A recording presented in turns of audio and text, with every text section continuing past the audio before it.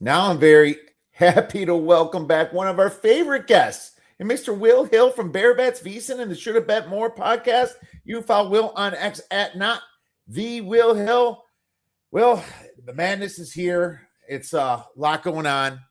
I've been at baseball tournaments all weekend myself with a little screen next to me watching a few basketball games. But man, I'm excited. March is here. How are you doing on the East Coast? All is well, man. Daylight savings is a good thing out here. The days are a little longer, a little warmer, a little lighter. Snow starting to melt. So all good things makes you feel like spring is right around the corner. Yeah, here we don't partake in those archaic types of situations. Yeah, I don't understand why they still do it. But now we're on Pacific time. You know, we go from Mountain time to Pacific time, which I actually enjoy more because, believe it or not, I'm not a late. I don't stay up late. I like going to bed early, and I'm telling you, it's nice to get the games done early on the West Coast side. So that's always fun. We have number one seeds, my man. We have some serious changes going on in some of these situations. Big upsets over the weekend. I have to ask you now, who's the four number one seeds? Do you think they're already settled? Yeah, it's Duke, Arizona, Michigan, and Florida. I mean, I guess if Florida got picked off and UConn won, you could reopen that conversation. It's hard with the way UConn's playing and hard with the way Florida's playing to see that happening. I mean, I guess anything's possible, but right now, and I don't know what the market is. I don't have those markets here in Connecticut. I would imagine Florida's a pretty sizable favorite here to be the final one seed. And you know what? I'm sure we're going to get to it. Not only are those going to be the 4-1 seeds, Kev, I know to sit here and make the proclamation that they're all going back to the Final Four is like basically a 16-team parlay. I would not be surprised if those are the Final Four teams once again and we get all number ones. I'm looking at, the way I see it, a very chalk-heavy tournament. I know, single elimination. It's March Madness. Crazy things happen. It's a 16-team parlay. Man, good luck beating those four teams. It seems like it's those four teams and everybody else. Yeah, man. Florida and UConn just switch positions from one seed to two seed, and they're gonna be on the same side though. They're gonna be in the same quadrant, aren't they? You know, so it's not gonna matter. And so, what we call a two seed, maybe slightly harder to get there. You know, they got to deal with a 3 seed instead of a 4 seed, whatever. You know, it doesn't matter so much. I'm excited for that game. I'd probably be looking at UConn if that happens in the Elite Eight, just because I feel like there's also a little bit of a revenge angle from last year. So it is cool to see that. I do agree that they will make it Florida. I'm looking for the market right now. It's not up at this moment. We have team versus field, conference tourney winner, champion in Final Four. It's not up. It'll be up tomorrow morning, though. And it will be, I'm pretty sure it's going to be Florida as well. You know what prop though? I don't know if you have this prop in front of you, but I saw somebody posted. I don't know if I have it here, but if I did, I would bet it. Will a 1 seed win the Final Four, win the championship? So will a 1 seed win the national title? Yes is minus 200. Boy, I would lay that minus 200. I think there's value on that 200 on that minus 200.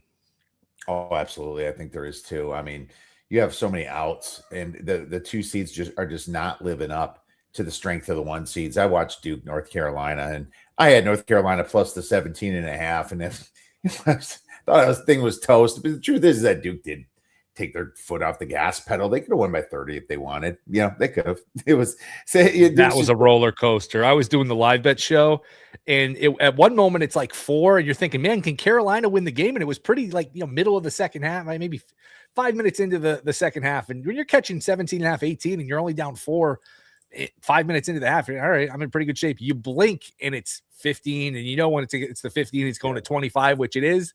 So it went just from there. It went from 0 to 60 very quick, and then before you could blink, it's back down to 15. I think it was like a 12-2 or 14-4 run for Carolina to end it. Just nuts, and that's the dangerous part of laying favorites. And we've all, I'm sure, at some point, especially when you're new to betting, let me lay the chalk. This team's going to kill that team. Well, that's happens. Garbage happens in garbage time, as the saying goes. And, it's the intensity wanes defensively. The backups come in, all of those things that are, leading to, a backdoor being open. And those were all in play there Saturday with the dog getting home. Same thing happened last year to me when I had North Carolina plus like 13 or 14.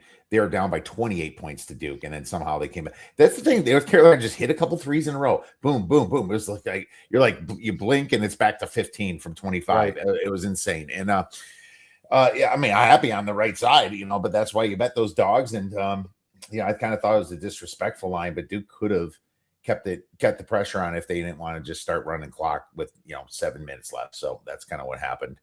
I think it still even creeped over. That was an insane game. North Carolina, I don't see, and ACC, Duke is just a massive minus 330 favorite right now. I don't see anybody touching this team, but we'll get to that one. I want to ask you, what kind of surprises did you see so far throughout the conference tournaments or in college basketball in general? A lot of upsets in these conference tournaments. Last year, it was pretty chalky. And by the way, congrats to you and I on cashing our Queens 50-1 to win the Atlantic Sun. I know it was from last year. We can check our account and see if we got paid on it. I'm not sure we did. That stinks to be a year late. But when you get upsets in the conference tournaments, Navy losing, Belmont getting buried, St. Thomas, the CAA had Wilmington and Charleston go down. To me, that leads for fewer upsets in the NCAA tournament because that makes the 12, 13, 14 games seeds just less powerful, less upset prone for the top seed. So the fact that we get upsets now, I think leads to fewer upsets later. So those teams going down is a surprise. And the March is cruel. We love these conference tournaments. It's fun. They're fun to watch. They're fun to bet on. The volume of games, everything about it, I love. It's just not fair. These teams win their conference. They play from the season starts, they start practicing October, season starts first couple days of November, December, January, February, all the way till March. You're the best team and you have one bad afternoon, one bad half, and you're done and somebody else is going to the dance. It's very cruel to these to the winners of these one bid leagues. Yes, it's very cruel, but it also makes it look kind of sweet in a way. Belmont, Belmont definitely the best team, but all of a sudden they play this terrible Drake team that just caught massive fire. It's like, it's cruel that they're not going to make it, but the truth is sorry, man, you're not in the big conference to make it. It's like, what was that line from Interview with the Vampire? Because you are mortal, life is more sweeter because it's going to end.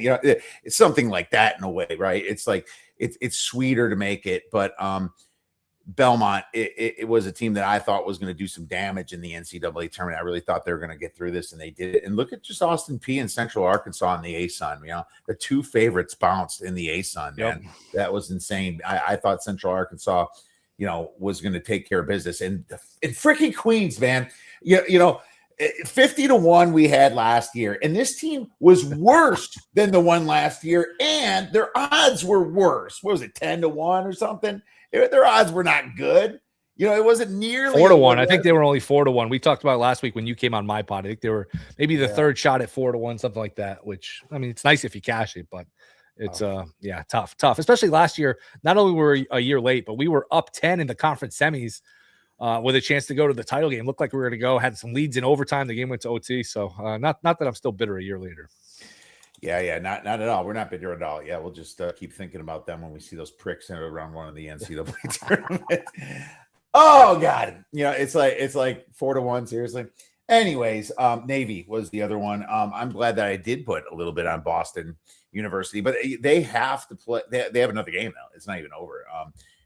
They got the winner at the buzzer, and that was pretty crazy. I feel like I'm rewatching it right now. Just absolutely insane, dude. Clock didn't start either. I don't know. Boom.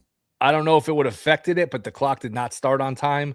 Who knows if he would have looked at the clock and rushed? That's a hell of a shot that kid hit from just a couple steps beyond half court with your season on the line. If you make it, you win. You lose it, you don't make it, you're done. That's about and he just drilled the shot. But man, that's a tough one. They really botched the clock there, and not just by like a split second or a tick. I mean, they missed a good like 2 or 3 dribbles.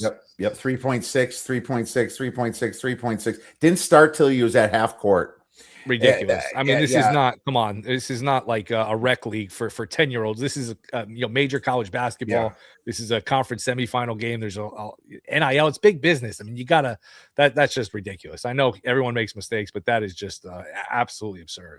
It is unforgivable in our business. Well, let's get to some of these awesome conference tournaments then. So what we're going to do format. Just talk or pass on some of them. Some of them actually started already, but I'm just going to kind of start from the top pretty much here, and see just whatever FanDuel, our friends at FanDuel or at DK. FanDuel doesn't have it for some reason. DK will.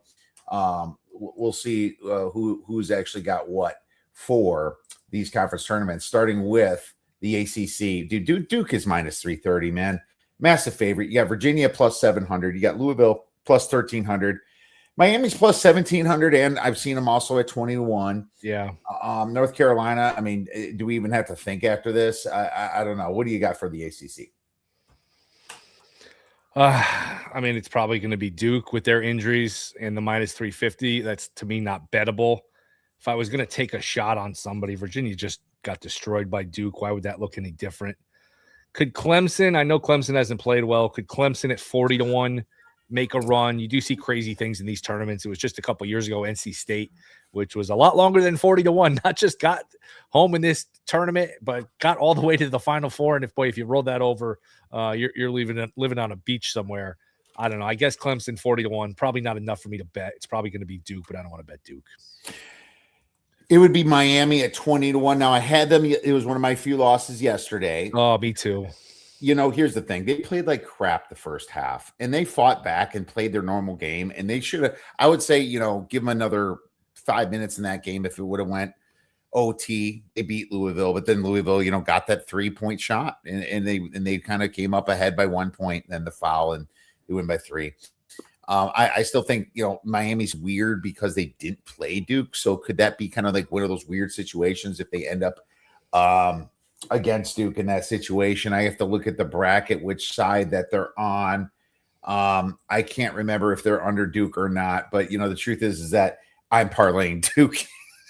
I'm parlaying Duke with some other stuff, dude. This Duke team is unstoppable, man. I don't see them losing the ACC tournament at all, Will.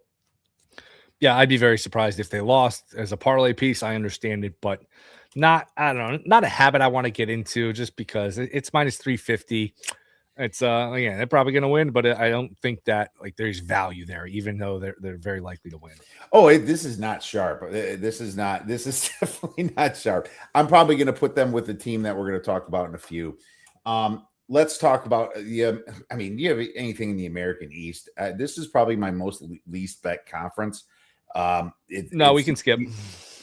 Let's skip that. The American Conference, you got South Florida, the favorite at minus 120, which I agree with. Absolutely. You got Tulsa, who had a hell of a season going, but faltered a little bit at the end at plus 270, Wichita State plus 370, and UAB plus 2200.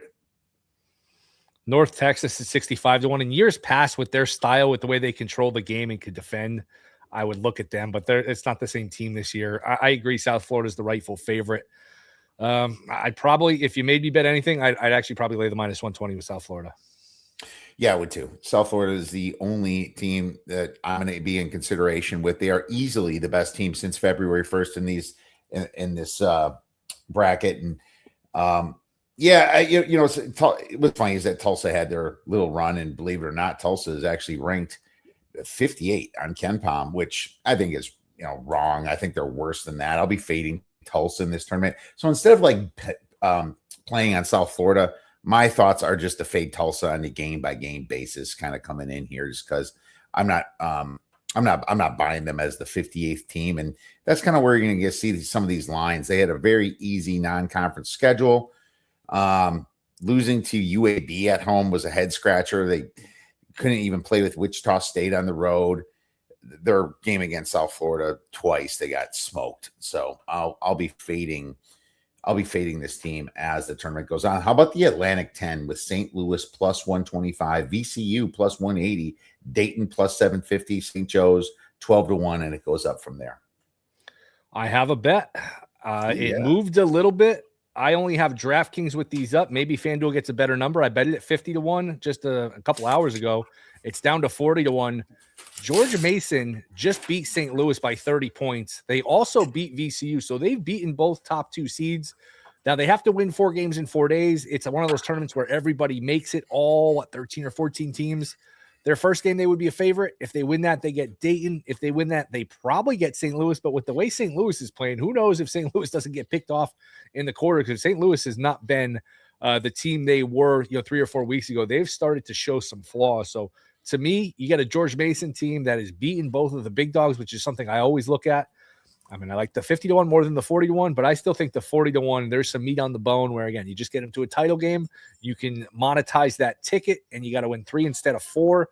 I think there's some value there on George Mason to make a run. What is this? I think this is the 20th anniversary. Wouldn't that be a little poetic justice? 20th anniversary of their Final Four run here. George Mason, maybe get a little Cinderella run going. But I like that number there. I was surprised it was 50-1. I'm still surprised 40-1. I was hungover at Bally's in Las Vegas on that Sunday. My flight was a little later. We were watching George Mason play and watched him win that tournament, and or watched him get to the Final Four of that. Or sorry, UConn, I think. Yeah, yep. Because I went for the Sweet 16 week. That's what I did. I went to the Sweet 16 week, and I remember it perfectly with a big old headache. But it was fun, and we were young then. We were young then. I was a lot younger. Yes, it was back in the day, my man. Calhoun was furious, by the way, because that game, I believe, was played in Washington, D.C., and George Mason had a big home court advantage, a big location advantage. Calhoun was furious. And I think Rashad Anderson had like a buzzer beater that rolled around at the end of regulation to send it to overtime, but then Mason won it in OT and sent them to the Final Four. They got destroyed in the Final Four, I think, by Florida. But yeah, 20-year anniversary. Yeah. Maybe we get Florida a little repeat here of a run. Absolutely. Florida with that Joe. I believe that was the Joakim Noah Florida, right? Maybe not. No, actually. Oh, yeah. Yep. Yeah, it is. With Corey Brewer. Remember that? Al Horford. Yep. That was a hell of a Florida team right there.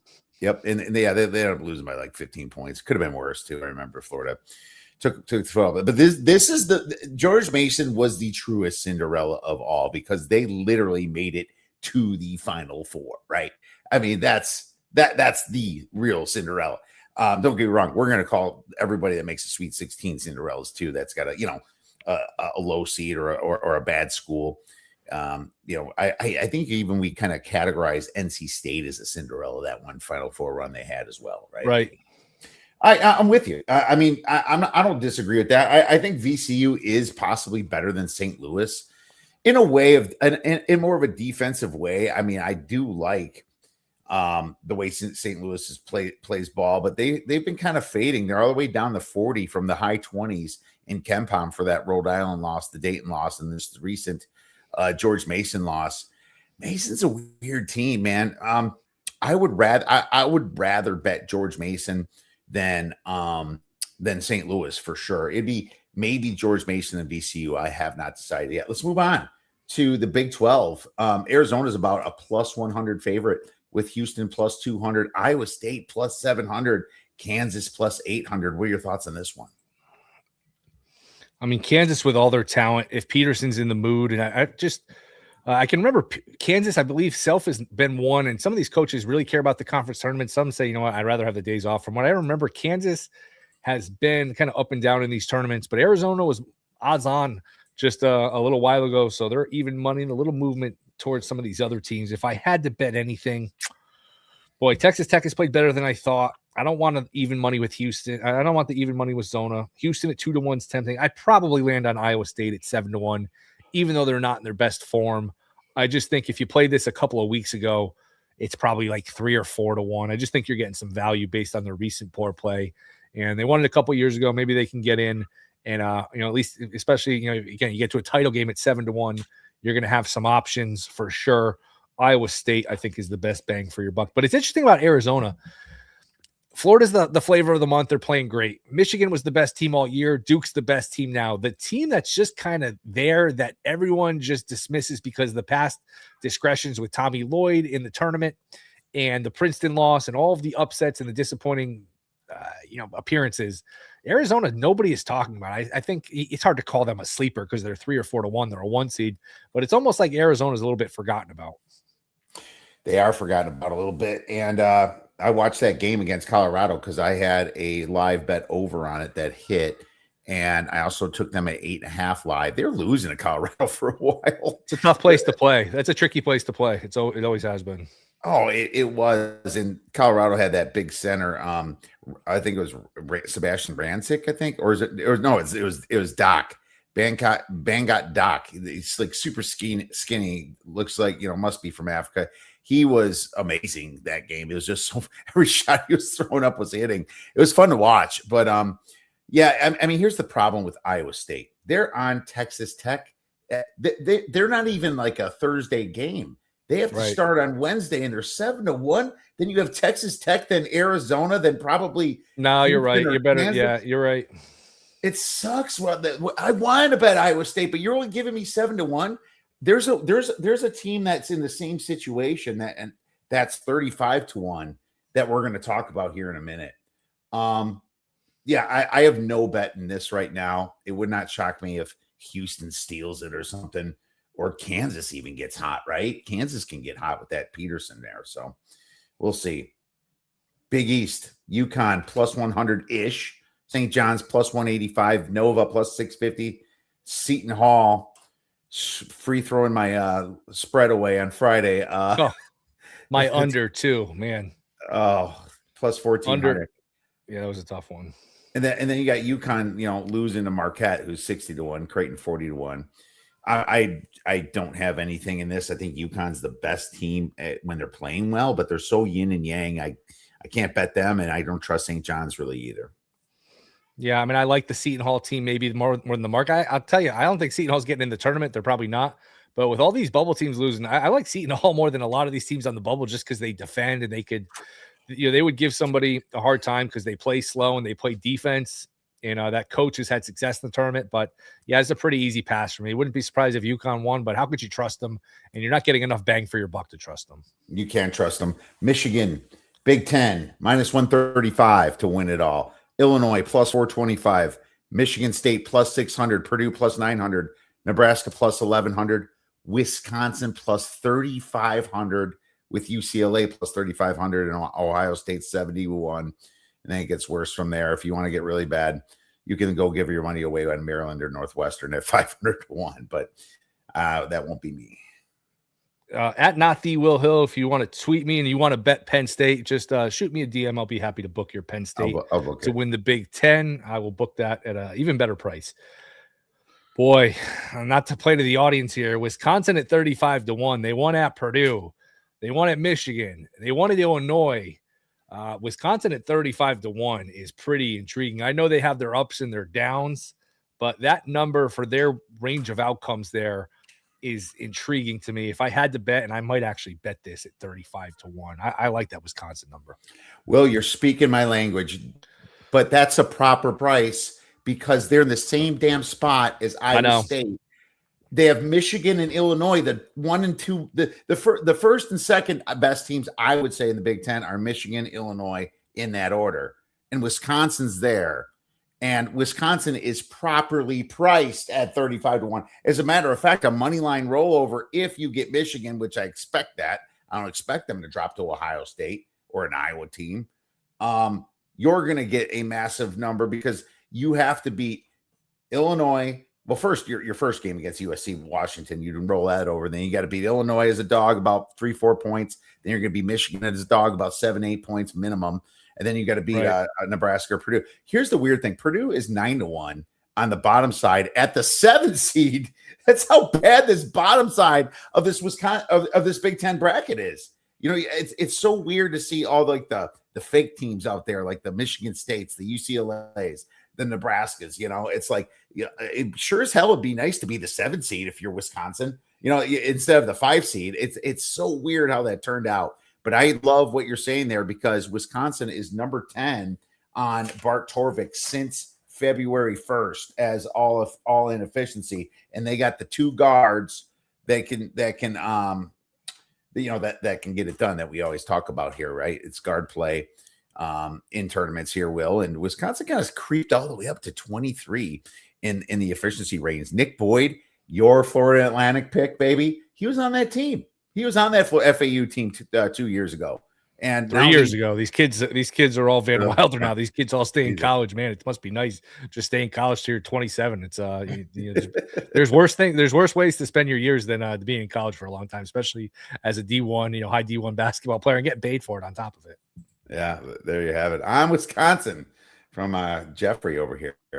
That's what I'm saying, man. I think I want to take a shot in Wisconsin too. So we'll put that down.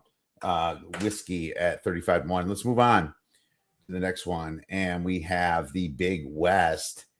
UC Irvine plus 165, Hawaii plus 200, UC San Diego plus 750. Hawaii's pretty good. I've seen them a bit. Sometimes you watch those late games, they can score. I like their offense. Irvine's good too.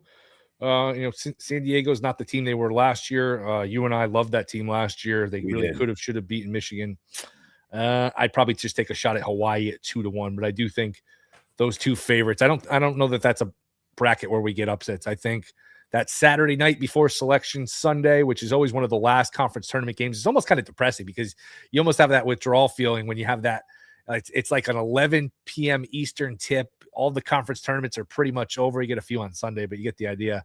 I would think it would be Hawaii versus UC Irvine. I think those two teams are pretty much a cut above everybody else, and I'd probably just take a shot at Hawaii at 2-1. I'm going to take a shot at San Diego State at 750. Here's why. They're number one. Yeah, they're 100 on, or like 104 on Torvik since February 1st, and Irvine is number 128. Hawaii's in the 200s. They play good D. Yeah, they're not last year's team, and they're not as good as last year's team, and they don't even have the coach from last year's team.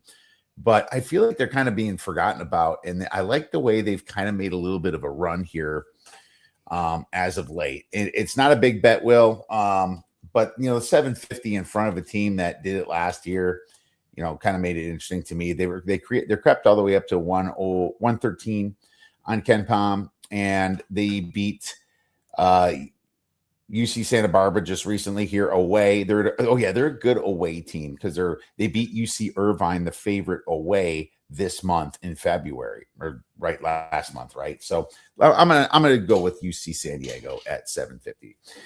Conference USA, Sam Houston plus 210, one of the best covering teams this year. Liberty plus 285, Western Kentucky's plus 700, Kennesaw State plus 850. Then it gets really worse from there. What are your thoughts on Conference USA? Nothing for me here. I'd probably I guess I'd take Liberty at plus 285. Western Kentucky is interesting. I haven't seen these teams a ton though. Pretty easy pass for me. I don't think I'll have a bet here. How about you? Pass on this one for sure. I am out on this one myself. Conference USA, when we were younger, Conference USA was like Cincy and Louisville, and Conference USA used to be like more just it's really a straight mid-major now. It used to be more of like a high major. Conference USA is not what it was, 20 or so years ago. Yep. The Horizon already started, so I'm skipping that unless you have something to say. Ivy League, you have 4 teams. Their tournament is 4 teams. Stupidest bracket too. They got the 1 seed playing a road game in the first round. What are these people thinking when they come up? The smartest school, the smartest league, supposedly, the smartest conference, has the dumbest format. You got to make your 1 seed. You're going to send them to a road game in the first one. I know it's by chance, but not a fair format at all. Stupid. It's stupid, and it makes me like Cornell a little bit, to be honest with you. Yale is the best team, but the thing about Cornell is they have a very good 3-point shot, and what's the way to beat Yale? They can't defend the 3 that well. Not that, it's terrible. They're number 3 in the conference. The conference sucks, right? But they're number 220th in 3-point defense in general. Now they shoot the 3 extremely well, but they don't shoot a lot of them. While Cornell, that's all they do. They're 8th in 3-point. Most of their shots are 3s. 51.5% of their field goal attempts are 3s, and they are number 9th in effective field goal percentage. They're number 11th in 3-point percentage. So they could jump Yale for sure. And yeah, the fact that it's at home is freaking weird. But I will say that they still might be a dog. A money line rollover, maybe. I don't know. They're the 4 seed, So yeah. So they're going to get like Penn or somebody, or Harvard, and they're going to be a dog again. So I wrote I just money line roll over a little bit. I might just put some beer money on Cornell. Let's move to the next bracket since that one was not worth talking about with all the dumb people in the Ivy League running. The MAC.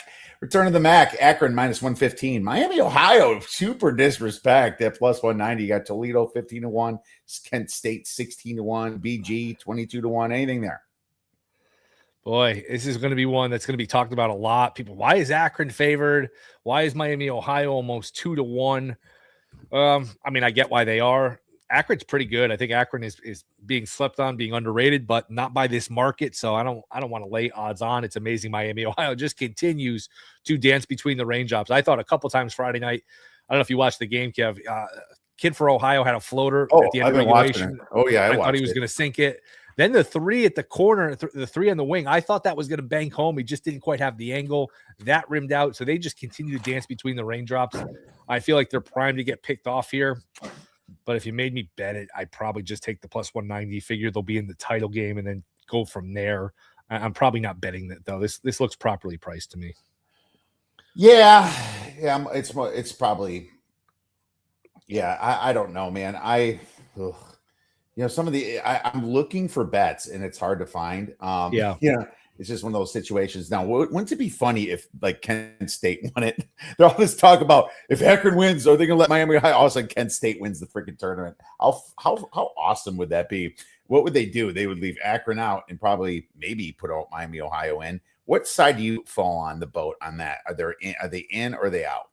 Be shocked if they're out. The bubble is so weak. These teams just continue to trip over themselves. Yes, their wins aren't impressive, and they've played nobody. But 31-0 is 31-0. I know it's not exactly an ACC, SEC schedule. I get that, but with how bad the bubble is, if it were a different year, you talk about it. But come on, common sense has to prevail. They're 31-0, so let's just say they lose once and they go 32-1, 33-1. You're going to leave a 33-1 team out. They can't do it, especially this year. I'd be shocked if Miami, Ohio got left out. I was expecting Akron like +140 in Miami, Ohio, like +160, +170. Yeah, me too.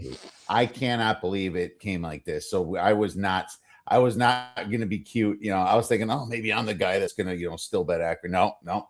Everyone was thinking like me, which sucks. I hate it when that happens. Yep. And so that means I'm staying the hell away from this one. Miami Ohio is almost contrarian. I feel like everyone's picking Akron. I feel like it's weird to say Miami Ohio is contrarian, but they are. I agree. They're contrarian in our world, right? Right. And that's the one of the people we talk to, but we don't see what, the betting. Let's say Miami, Ohio gets in. What's the spread round one? They're like, they're a 10 seed, let's say, and they're playing Battle of the Miamis, which I've seen projected. Miami, Florida versus Miami, Ohio. What do you think that number is? Miami, Florida is -5.5. Okay. I mean, at least. I might be short on that. I know there's actually a couple efficiency sites that you can put them against each other and, see kind of where that comes out. I'll do that while you talk about the next conference just for hell of it. And I'll tell you, I think Haslametrics has it. No, I'll quick find it. So the MEAC, do you have to say much about that? This is the worst conference in college basketball. I will not be betting the MEAC. Nothing for me. Pass. Howard's like ranked 198th, and every other team is like 340th or worse. I know. it's like this conference that just does not belong playing college basketball. It's so funny. They'll probably be in that Dayton playing 16 versus 16 on that Tuesday night in 9 or 10 days or so. Yeah, exactly. That's what's going to happen. The ugly play-ins. Mountain West. This is a mess. Utah State +230. San Diego State +320. Grand Canyon +475, Boise State +550, New Mexico +700. I was hoping to get Grand Canyon at a much larger price than that. I like Grand Canyon. I love when they play at home. This tournament's not going to be at home. I had Jonathan Von Tobel on my podcast on Friday. He brought this team up and put them on my radar. I made a bet on Colorado State at 25-1. With their ability to control the pace, they shoot 39.5%, almost 40% from three. Could you get them to a title game and monetize that ticket? I just think with the 3-point upside, I love this conference and some of these other teams. I'll take a shot here. Colorado State 25-1. Give me the Rams. another one of my 3 losses from Saturday. What the hell happened? Oh, me too. I had them too, man. We didn't even consult on these. I had Colorado State. Did you have Missouri too? I had Missouri. I did. Of course I did. Oh, great. Yeah. Wow. We had an OT loss on that one though. I grabbed +3. Oh. Kid missed a 2-footer at the buzzer that would have won it in regulation. It would have landed on 2. So if you got the best number, if you got the worst number on Missouri, you wouldn't have won. But I laid in the contest. I laid 1.5. I bet him on the money line, and yeah, tough one. Tough one. Those you got to win some of these coin flips to be profitable sometimes. Oh, my God, you do. Yep, absolutely. Yeah, I'm not seeing this place where I put them head-to-head, so I'll have to look somewhere else. No, this conference, the numbers suck. I'm sorry, they suck. 25-1, yeah, that's the only bet I would make is Colorado State because I'm not going to think differently than I did yesterday, even though I lost the game. I mean, Boise State came in hot. They were cold. Just one of those, 60-minute or 40 minutes of, variance right there. It's just they're bad, and their team they were playing, which is Boise State, is better, and Boise State's number crashed because of it. These numbers just suck in general, but it would have to be Colorado State, but Colorado State's not going to get a great spot in the bracket. I have to look at the bracket again, but they're going to probably play more games, right? And at least by 1. I'll pull it up right now. Mountain West bracket has Colorado State starting on the very first day against Fresno State. So that's why. So yeah, they get 1 extra game, and that's where you're getting the money line rollover. And they're going to have to play a San Diego State team now that has their guy back because they were injured for a while. Now they're healthy. So yeah, that's the only way I would look is Colorado State as well. The SEC, Florida -180, Arkansas +600, Alabama +850, Tennessee +950, Vandy 12-1, Georgia 35-1, A&M 35-1, Kentucky 45-1, Texas 61, Oklahoma 100-1, Missouri 150-1, Auburn 180-1. And I'm going to stop there because that's where the bubble stops. So I read more on this one. Will, what do you think about the SEC? Can I interest you in LSU at 800-1? I think that's how many zeros that are. How about, boy, I guess it would just be, I had Jeff Parles on my podcast earlier. He made the case for Bama at +850. I probably go there just because the 3-point variance. You avoid Florida until the title game, and maybe you could just, shoot 43s and go 22 of 40 from 3 and win that way. Obviously, they're going to kill you on the glass, but I can't take Arkansas after what Florida did to Arkansas last weekend. I know they buried Bama a couple weeks ago too, maybe a month or so ago. It would just be Bama because the path to the title game is cleaner and the variance with the 3-point shot. They've actually played a little bit better recently. The market loved Auburn on Saturday. I don't know if you were following it. That got bet down to 5.5 from 8.5, and that was never in doubt. Bama just jumped them. Bama's actually played reasonably well here the last month or so, a team I've actually been looking to fade. Bama because of the 3-point ball, and I like their path to the final, but I don't love it. Yeah, it's hard to love that. Oklahoma, here's the thing. Oklahoma's 100-1. I was on them yesterday. They won in Texas. They won outright. I almost hit myself a really nice money line parlay with them, Vandy. And fortunately, USC was my crutch on that. But anyways, the Sooners are hot right now. They're number 28th since February 1st in efficiency. Actually, no, number 23 on Bart Torvik of efficiency. And you're getting 100-1. And of course, you just got a lot longer road because they're playing on day one. But here's the thing. Arkansas, the side they're on, Will, Arkansas has got 2 guys out. And Missouri played like shit, and still almost won the game. Texas A&M is a little bit fraudulent. I do like Bucky McMillan. But being on that side, and then you play an Alabama team that's I like Bama. I don't like them at 8.5-1 because you have Florida up there. I don't like that. And Florida might be laying -800 against Alabama, dude. That's how good Florida is. So I'm going to and this is the other side of my parlay. I'm parlaying Florida with Duke. I got +104, so it's positive money at least. I'm not right. And it's not a sharp play, like I said before, but I just don't see Florida losing here because now they got the 1 seed. They're not going to give it up. I just see Duke way better than everybody else right now, and especially in the ACC. And then maybe on the bottom, I put a quarter size unit on Oklahoma just because of the way they can get there. Let's look at Oklahoma at 100-1 and that parlay. Let's move on to the next one. The Southwestern Athletic Conference, the SWAC. Bethune-Cookman, Southern University, plus 185, plus 270. Texas Southern, plus 750. Florida A&M, plus 750. Alabama A&M, plus 750. A lot of plus 750s. There's 3 of them. Arkansas Pine Bluff, 15-1. Then it gets worse than there. I'm passing on this one, Will. Me too. It's either Southern University or Texas Southern. And I feel like every year plays on one of those Tuesday, Wednesday Dayton specials for the playing game is the 16 seed. But and this conference usually is in that 16 seed. I'm passing. I don't have anything here. And if we're going to the WAC, I don't have anything in the WAC. So I think I fired everything I have at you. Do you have anything in the WAC? I sure don't, but I wonder, this Utah Valley is funny because, you know, they got in serious like trouble with the conference because they're leaving and all the lawsuits that happened, right? And then they got the injunction by the judge to be able to play in the postseason this year. You just wonder if that fires them up a little bit more. Now, plus 105 sucks when Cal Baptist is plus 155 because Cal Baptist is a good team there, but the rest of the teams absolutely suck. So it's like, do I want to bet? Well, it's 105. No, you know, I'd money line rollover. Just, you know, you're probably going to get somewhere around there. I don't think there's a need to. Actually, I kind of like Cal Baptist, so I'm staying away from the WAC. But no, I think it's interesting that Utah Valley might have an extra chip on their shoulder because they had to have a judge allow them to play in this tournament. So it's going to be yes, it's really going to be fun to watch. So thumbs up, support from the Philippines. Well, we'll look at that. We got some Philippine people there. It's the first time I heard that in a while. But hey, college basketball fans everywhere, we love it. Thanks for chiming in here. And that brings us to long shots. I mean, you kind of already gave me a few. Where are you going to go with your long shot? Yeah, I'll use Mason, 40-1, Atlantic 10. They beat the top 2 seeds. They just beat St. Louis by 30. I think it was 29, 86-57. Just an absolute beatdown on Saturday afternoon. You know what? Get me to a title game, and I can hedge that 40-1. I don't like the way St. Louis is playing. I beat the top 2 seeds. I like that Georgia Mason bet at 40-1.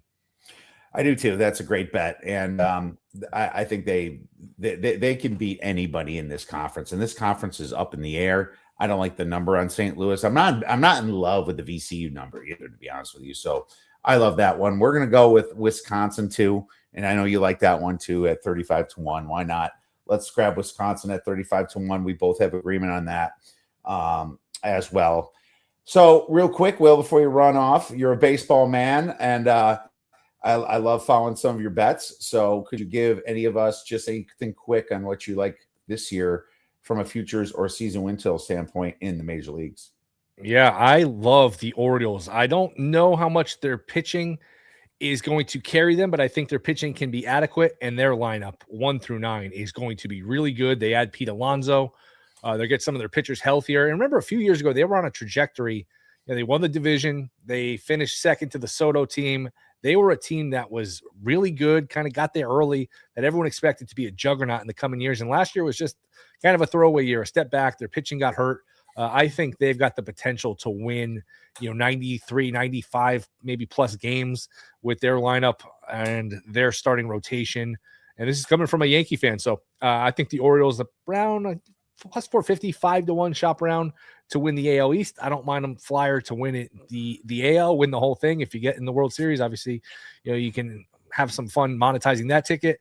Helsley, their closer, 30-1 to lead the league in saves. I'm very high on Baltimore this year. Very high on Baltimore. I agree, man. It's kind of weird. They kind of took a break last year, but now just making some moves. It's like, where the hell were these moves, Baltimore, before, right? It's like finally they come through and actually do something. But Will destroying his Yankees on that side, no surprise, but man, that you don't think the Yankees are going to make it, huh? I mean, I don't think there's value on them. I think the value's on Baltimore. The thing is, the Yankees are just so fragile. They're good when they're healthy, but Cole's not going to be there for the start of the season. Rodon's banged up. He's not going to be there for the start of the season.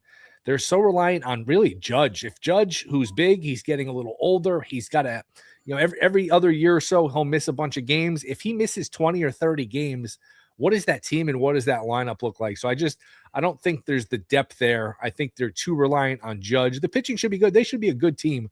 I just don't think the Yankees are such a public team. There's never value on them. I don't think there's any value on the Yankees.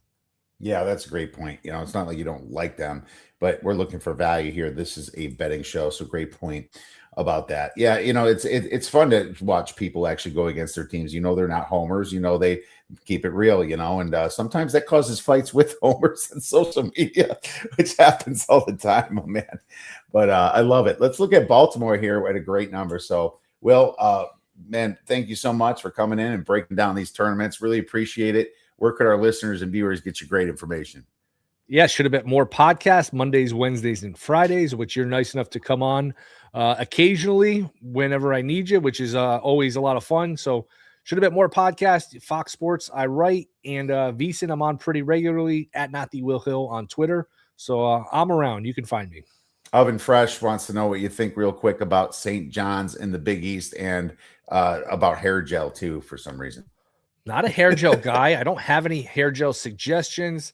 St. John's playing in their building. I mean, it's probably going to be them in UConn, a showdown, which will be a lot of fun. Hurley Patino Part 3, especially after the beatdown UConn put on a few weeks ago. So I could understand value on St. John's, but I'm not betting it. I think that market, like a lot of these markets, Kev, are unfortunately properly priced.